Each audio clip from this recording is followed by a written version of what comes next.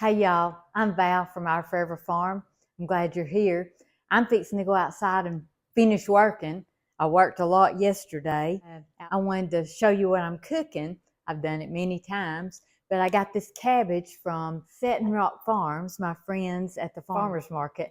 I love them. She had lots of goodies. She cans a lot and does a lot of things. She had a lot of turnip greens, but I have so much to do. I just didn't have time to do it. Now Lookout Mountain Farms had squash, cucumbers, and I got several tomatoes. They grow these in a high tunnel. Vegetables are great. I think he has 4 high tunnels. I think I've shared with y'all that before.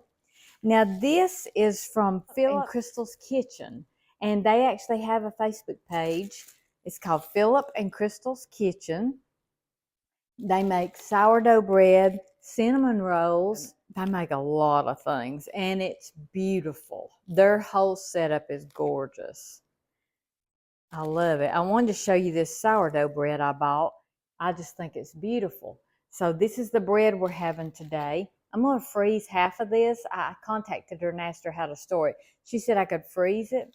They're from Gadsden, Alabama. It's called sourdough artisan bread. Beautiful, just beautiful. And we also bought a cinnamon twist from her, and me and Sweet Hunter split it, and it was so good, very good. I'm gonna get busy and I'm gonna just show you what I'm cooking today. It's nothing special, just a few vegetables, and I'm gonna serve it with this bread. And then we're gonna get outside and feed. Look at the crumb. Oh my goodness, isn't that beautiful? Now this is cold. I've had it in the refrigerator. This is just beautiful. I'm just going to cut us a few slices off. Now, normally I would be fixing cornbread with this country meal that I'm fixing, but I had this bread. I want to try it, so I'm just going to toast up a couple of slices and I'm going to freeze the rest. And as we often say, you can't go wrong with butter. So the remainder of this half I'll put in the fridge, the rest I'll be freezing. And of course, I always label it, try to.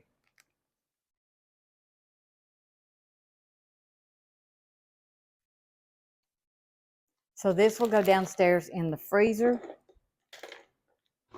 This one will go in the refrigerator.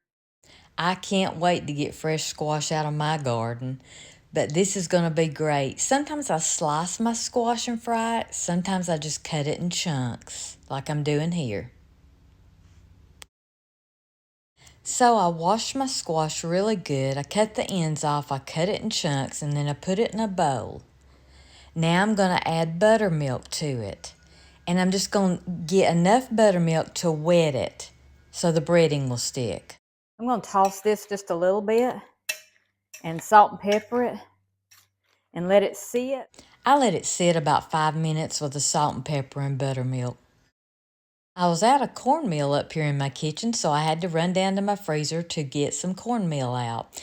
I covered the squash good with breading, which is cornmeal, and then I put my cornmeal, the leftover cornmeal, in an airtight jar and store it on the shelf. Now here, I'm just tossing my squash around with the cornmeal on it to get it ready to fry. Now y'all know I love iron skillets. Here I'm just putting the breaded squash in a pan that's been heating with oil in it. The way Sweet Hunter's granny taught me to do squash, and I've did many videos on this, is start it out on the stove, get it good and brown, and then put it in your oven. So that's what I'm going to do. I'm going to finish what I call finish it off in the oven. So while we're letting our squash get brown, we are chopping up the cabbage and getting the tomatoes ready. We're going to make fried cabbage with bacon and tomatoes. And I'm just flipping my squash as it gets brown. Now we're getting ready to fry our cabbage. The first thing I like to do is chop up my bacon into bite-sized pieces and let it fry up in the pan.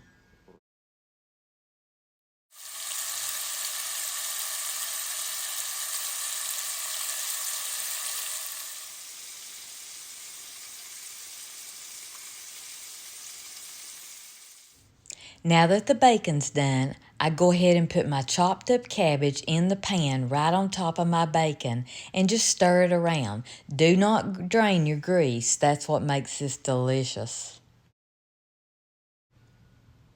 And of course, as you all know, I always say a little butter is always in order.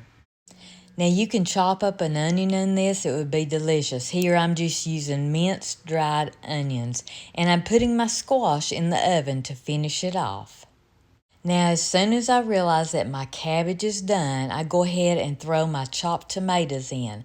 I'm not wanting to stew these tomatoes, I'm just wanting to cook them through. Here I'm just chopping up some cucumbers to go with our meal. Fresh cucumbers, oh my goodness. So that squash was finished off in the oven. Our fried cabbage and tomatoes is done.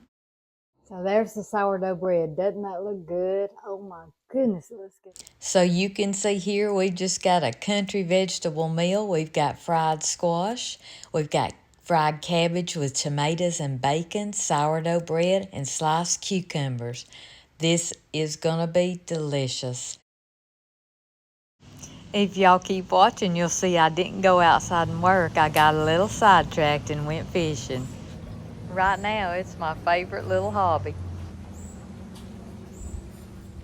Hey, y'all go fishing or go cook something. Thank y'all for watching.